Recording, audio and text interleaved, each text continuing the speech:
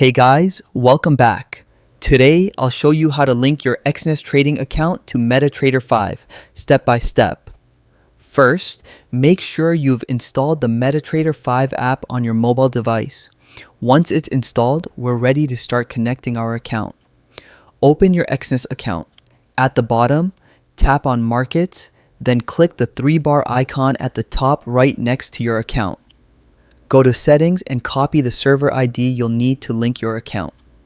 Now, open MetaTrader 5, click on Add Trading Account, go to Find a Broker and paste the server ID you copied from Exness. It should show Exness Technologies Limited. Click on it. Make sure to select the correct server. For example, if your Exness account uses MT5 Trial 6, elect that same server in MetaTrader 5. Next, provide your login ID and password. You can copy the login from Exness and paste it into MT5. Then enter your password and press login. You can choose to save the password if you like, and just like that, your Exness account is now linked to MetaTrader 5.